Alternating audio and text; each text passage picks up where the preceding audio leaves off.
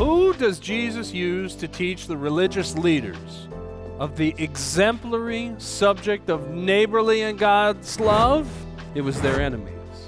It was the Samaritans. See, the Samaritans were kind of a unique people. They were kind of cousins, I guess you could say, to the Jewish folks at the time. And the Samaritans were a unique people because they believed that God had met them on one mountain, and the people from Judea believed that God had met them on another mountain. So they had a mountain contest.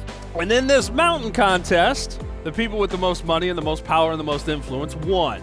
So when Jesus goes and tries to explain to people how to interact and love one another, the two times that he's explaining to people, he uses as an example the Samaritans. The first one was the good Samaritan, right? The person who looked after another. It was a person who looked after someone who they thought needed their help. This was an example of how to love a neighbor, to love one another. The example was the Samaritan. Now, there's something unique about the Samaritan because the Samaritans are the worst kinds of enemies. And I mean the worst kinds of enemies because they're the enemies you don't make up with easily. We would call those family, right?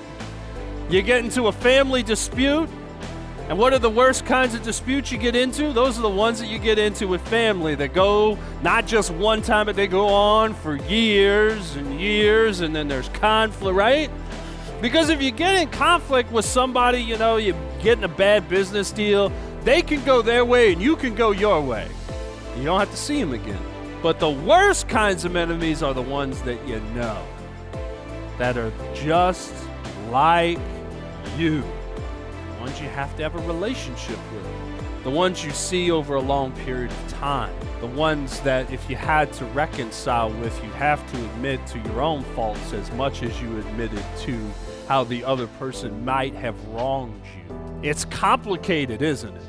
The Samaritans weren't just a group of people that the traditional Jewish authority didn't like. It was the history. They had to chase their own ideals and they had to look at themselves in the mirror. Don't underestimate how this must have just ground the folks that heard this. You know who's the best person at loving other people? It ain't you. It's the Samaritans. What? The Samaritans. The people that looked after the guy in the ditch. Oh, and 10 people got cured, and only one thanked God. Guess which one thanked God? Wait for it. The Samaritan. Don't underestimate how grinding this was. The Samaritan.